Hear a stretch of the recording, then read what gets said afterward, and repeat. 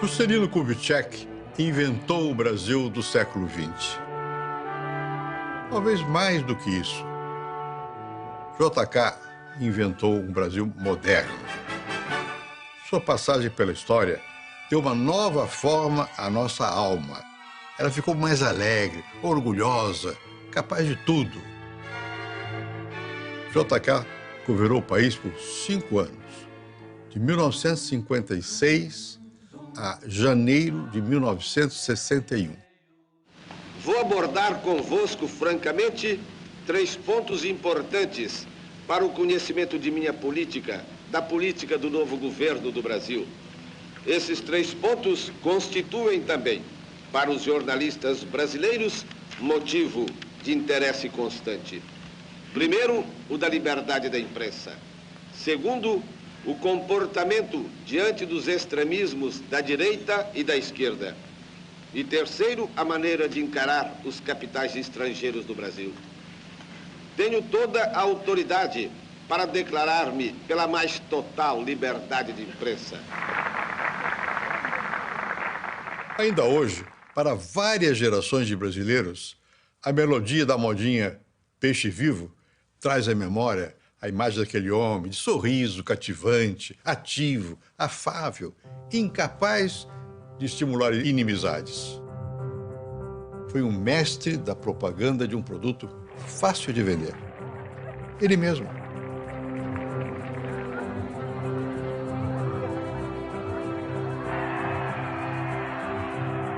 Disseram que foi João Paulo I, um papa que ria. Juscelino foi um presidente que ria.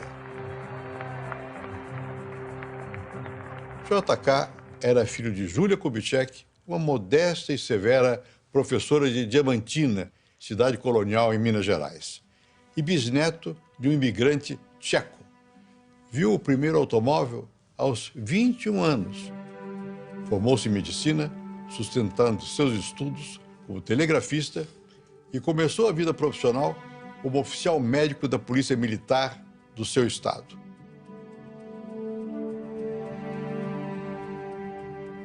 Tudo mudou quando se aproximou de Benedito Valadares, um deputado pouco conhecido que Vargas nomeou governador de Minas Gerais em 1933, no meio de uma disputa de notáveis.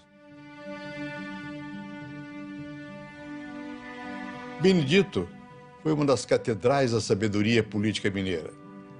Falava pouco e dizia-se rouco de tanto ouvir. Ninguém dava nada por ele. Ficou no governo por 12 anos, até 1945. O JK da história surge em 1940, quando tinha somente 37 anos, e Benedito nomeou prefeito de Belo Horizonte, a cidade planejada no final do século XIX para ser a capital de Minas Gerais. Numa área onde passava o córrego chamado Acabamundo, a vitalidade de JK encontrou-se com o talento de 3 grandes brasileiros: o arquiteto Oscar Niemeyer, o engenheiro Israel Pinheiro e Rodrigo Melo Franco de Andrade, o obsessivo adorador do patrimônio histórico brasileiro. Daí nasceu o Lago da Pampulha, com as curvas da igreja de São Francisco de Assis. Os mineiros ganharam um mar numa época em que todo mundo vivia a tristeza das cidades europeias destruídas pela guerra. No Brasil, uma cidade mudava de fisionomia em apenas 3 anos, com a voz de uma nova arquitetura. A Pampulha foi inaugurada quando se combatia de casa em casa nas ruínas de Stalingrado, na Rússia. Em 1950, JK elegeu-se governador de Minas Gerais, abriu os salões do palácio aos domingos e chegava aos restaurantes de Belo Horizonte no meio da noite em busca de um prato de arroz, feijão, carne e couve. Santiago Dantas, um fino observador da política nacional, ensinava: quem quiser ser inimigo do Juscelino deve, pelo menos, ficar a 6 léguas de distância. Governou pensando em estradas, energia e indústria. Abriu 3.000 quilômetros, construiu 3 hidrelétricas, atraiu a siderúrgica alemã Mannesmann para o Estado e regou a plantinha das empresas locais de engenharia e colheu as grandes empreiteiras de Minas que estão aí até hoje. É dessa época uma frase sua, emblemática da personalidade telúrica que lhe fez a glória. Quando lhe perguntaram de onde tiraria o dinheiro para custear seus projetos, respondeu: os recursos não saem dos cofres públicos, saem da cabeça do governador. Juscelino elegeu-se presidente da República, prometendo 50 anos em 5. Derrotou Juarez Távora, um tenente dos anos 30, homem austero e circunspecto. Imaginar que Juarez tivesse prevalecido obriga-nos à conclusão de que seu governo poderia ter muitas virtudes, menos a da alegria de viver. JK apresentou um plano de metas organizado por técnicos capazes e montou uma estrutura administrativa que contornava a máquina dos ministérios e da administração pública convencional.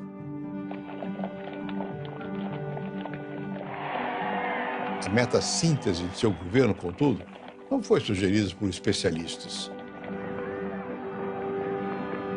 JK prometeu transferir a capital do Rio de Janeiro para o Cerrado de Goiânia, respondendo a uma pergunta de um eleitor, o Toniquinho da Farmácia, durante um comício em Jataí, lá em Goiás. O presidente da Comissão Urbanizadora da nova capital, senhor Israel Pinheiro, dá explicações sobre os trabalhos a serem executados. Na confecção deste cruzeiro que aqui vemos, foi utilizado exclusivamente pau-brasil. A futura sede do governo da República estará situada em pleno Planalto do estado de Goiás. Já está decidida a localização do núcleo pioneiro, onde ficará a residência presidencial provisória.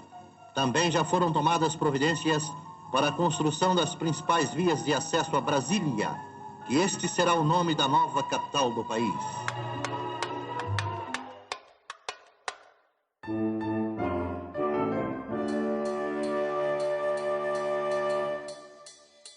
Os recursos para a promessa do candidato sairiam da cabeça do presidente.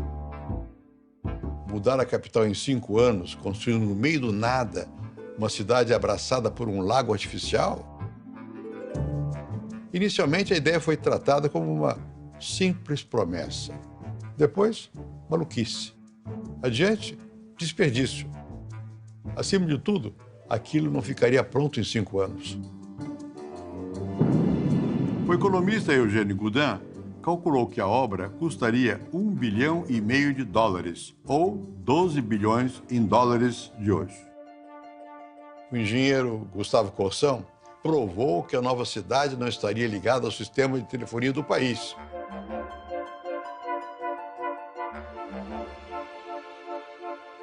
Semanas antes da inauguração de Brasília, JK telefonou-lhe de lá. A meta 27 do programa JK prometia implantar uma indústria automobilística no Brasil. Uma montadora americana achava isso impossível, pois os fungos do clima tropical estragariam os pistões dos motores. Ademais, diziam que a mão de obra brasileira não estava capacitada para aprender a montar carros. Quando JK saiu do governo, a indústria automobilística brasileira montara 321 mil veículos, encostando na meta de 347 mil. Quase todas as metas foram atingidas, mudando o patamar do país na produção de energia elétrica e no refino de petróleo. A economia cresceu Na média, 8% ao ano.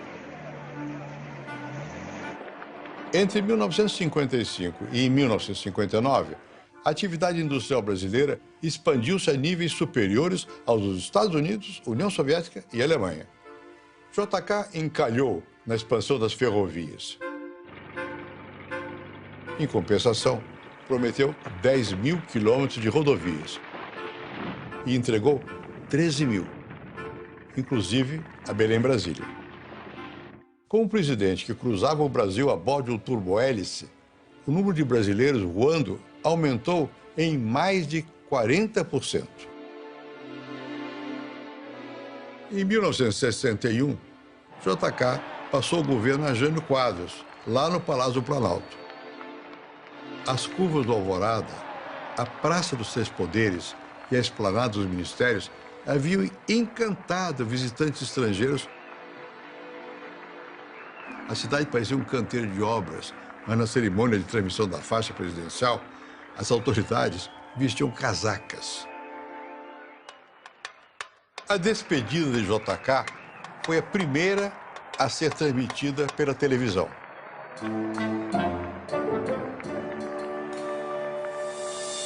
Durante seu governo, a renda dos brasileiros cresceu 4% ao ano. Seus êxitos vinham de uma peculiaridade que mostrara ainda como prefeito de Belo Horizonte. Fazia planos grandiosos e os envolvia num clima otimista. Mas, convenhamos, isso é comum. JK diferenciava-se de todos os presidentes que o antecederam e de quase todos os que o sucederam porque era um tocador de obras, um verdadeiro prefeitão. O que ele gostava mesmo era de tocar obras, sujar os pés na lama, estar em todos os lugares.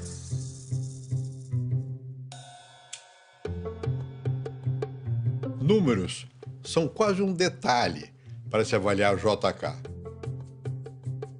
Ele reinventou a indústria, expandiu a economia, mas durante os seus anos o que mais mudou foi a alma dos brasileiros. A maneira dele olhar para o seu país e para si próprio. 8 anos depois da humilhação vivida por nosso povo na final da Copa do Mundo de 1950, com os 2-1 da seleção uruguaia, no Maracanã, o sorriso de Juscelino estava num palanque montado em frente ao Palácio do Catete.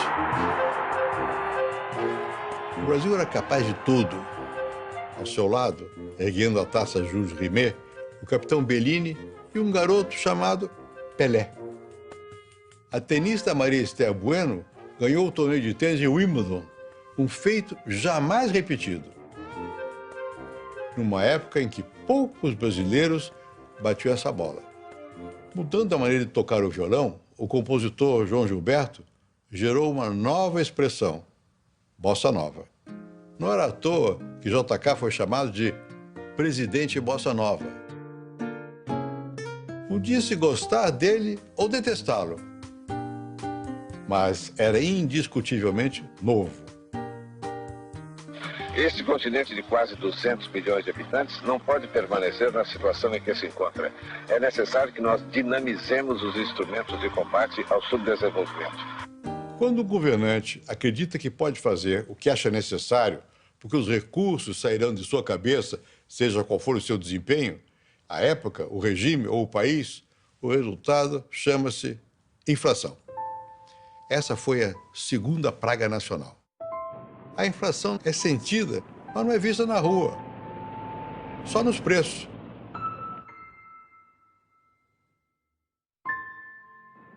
Ninguém é declaradamente a favor da inflação. Defende-se um gasto aqui, um projeto ali. E quando ela explode, o autor da ideia declara-se contra o fenômeno que ele provocou. A inflação não pode ser abolida por uma lei do Congresso ou uma canetada imperial. Ela é produzida por muitos fatores, mas o principal, decisivo, é a decisão de se gastar mais do que se tem. Numa das crises que enfrentou, disse uma frase que ilustra sua biografia. Deus poupou-me o sentimento do medo. Em geral, quem não tem medo acaba parecendo valentão. Deus talvez tenha feito mais. Popou-lhe também sentimentos como a agressividade, o ressentimento e o espírito de vingança. Houve um JK que mudou a cara do país. Mas o lugar que ele ocupa hoje na nossa memória foi influenciado pela existência de outro JK, o Juscelino do ostracismo, da perseguição e das mesquinharias produzidas pela política. Esse segundo JK também contribuiu para a invenção de um Brasil que valoriza a democracia, a conciliação e a tolerância. Quando deixou o Planalto, ele havia armado tudo para retornar ao poder em 1965, mas foi arrastado pela crise política da primeira metade dos anos 1960. Até a véspera da deposição de João Goulart, JK foi talvez o único político de destaque que jogava na carta da democracia. Não adiantou. Jango foi deposto em abril e, em junho, Juscelino teve seu mandato cassado e os direitos políticos suspensos por 10 anos. Esse ato não marcará o fim do arbítrio. O vendaval de insânias arrastará na sua violenta arrancada os meus mais rancorosos desafetos. Um por um, eles sentirão os efeitos da tirania que ajudaram a instalar no poder. Seu principal desafeto era Carlos Lacerda, candidato a presidente. Sem JK no páreo, podia-se pensar que ele seria eleito. Não houve eleição e, em 1968, Lacerda estava preso num quartel da Polícia Militar no Rio. Na mesma noite, Juscelino foi preso enquanto subia as escadarias do Teatro Municipal. Dias depois da cassação de Juscelino, o presidente Castelo Branco disse ao embaixador americano que seria embaraçoso para a nação mostrar as provas contra JK. 12 anos depois, o presidente Ernesto Geisel, por cuja mesa na Casa Militar passavam os processos de cassação em 1964, escreveria: as provas não eram provas de qualquer valor jurídico. Na realidade, eram indícios, embora todos soubessem da ladroeira consumada. Eu penso que não houve, nem haveria condenação. JK foi cassado porque seria eleito presidente da República em 1965. Só por isso. Dias depois da sua cassação, ele seguiu por um exílio voluntário.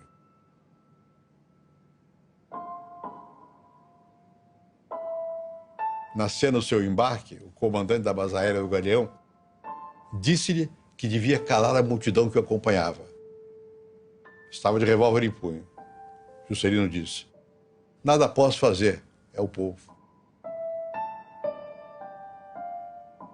Voltou meses depois e foi humilhado por diversas convocações para depor em inquéritos policiais militares, os conhecidos IPMs. Os constrangimentos pareciam revigorar seu temperamento.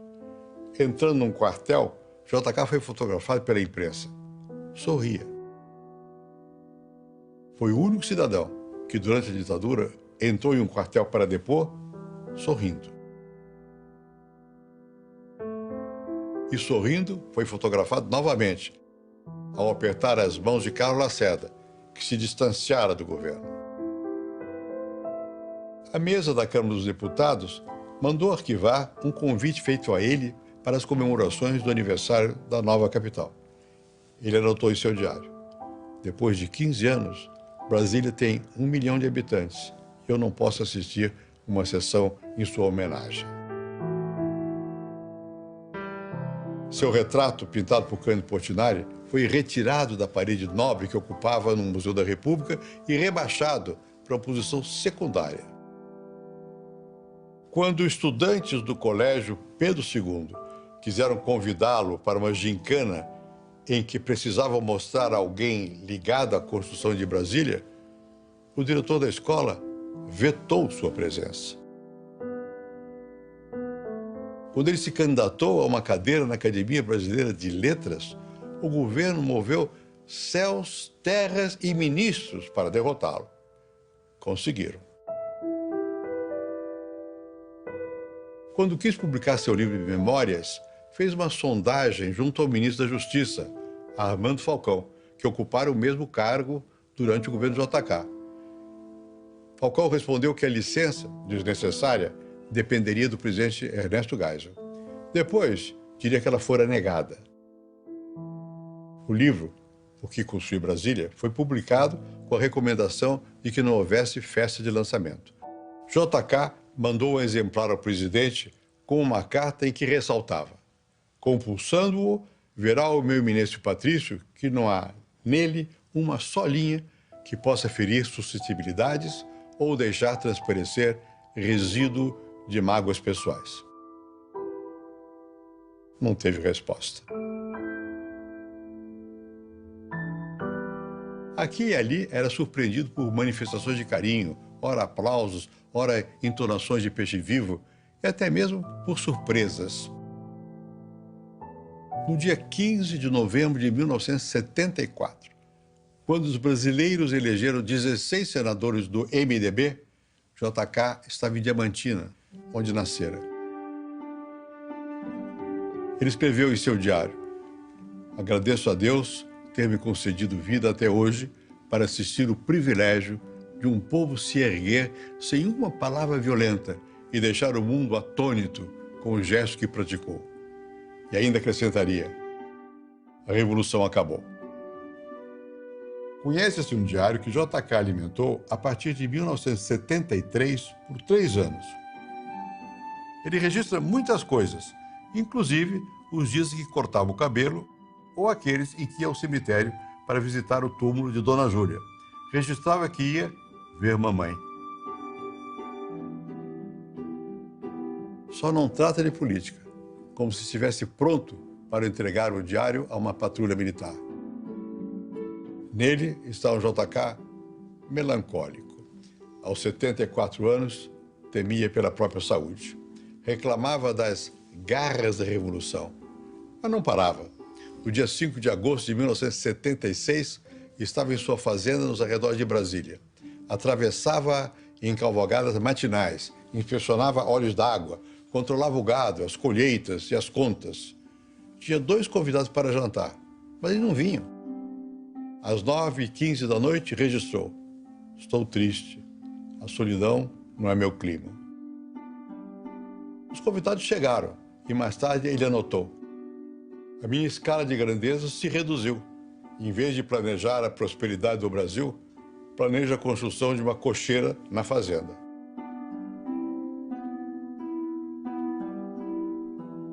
No fim da tarde de 22 de agosto, JK estava na Via Dutra, no banco de trás do seu Opala. O motorista, Geraldo, o levava para o Rio. O carro triscou num ônibus, desgovernou-se, atravessou a pista e bateu de frente com uma enorme carreta que transportava gesso. Os 2 corpos ficaram irreconhecíveis. JK foi velado no saguão da revista Manchete, no bairro da Glória, no Rio. Até o início da manhã, podia-se pensar que aquele seria o velório de um proscrito. As pessoas saltavam dos ônibus, vinham a pé. De um edifício saiu uma faixa: JK, o sol veio dar adeus. Diante da multidão que já se aglomerara em frente ao prédio, Dona Sara, a viúva de JK, cortou o ramo de uma flor que ornava o caixão e disse: se o povo quer levá-lo, isso deve ser feito. O percurso do edifício da Manchete ao aeroporto foi de 2 quilômetros. Milhares de pessoas acompanharam-no e cantavam: como pode o peixe vivo viver fora da água fria. O sino de Diamantina dobrava o toque de finados. As lojas de flores de Brasília esgotaram seus estoques. Depois de horas de discussões, a bandeira brasileira desceu a meio mastro diante do Planalto. JK desceu pela última vez em Brasília às 4 da tarde e foi levado para a Catedral. A multidão estendeu-se até a Praça dos Três Poderes. O corpo baixou à sepultura à meia-noite, sob a luz dos holofotes. Calculou-se que 350 mil pessoas foram para as ruas da capital naquele dia. foi a maior manifestação popular ocorrida no Brasil depois da passeata dos 100 mil em 1968. A última grandiosidade de JK, a única que não planejou. Sempre recebi as críticas com a maior tolerância e sempre as desejei, porque o regime democrático, o regime de liberdade que eu fiz vigorar durante os meus 5 anos de governo, não permitindo nenhuma censura à imprensa, nenhuma limitação de liberdade, era exatamente para permitir que todos pudessem livremente atacar, aplaudir. Como pode o peixe vivo viver fora d'água fria? Como pode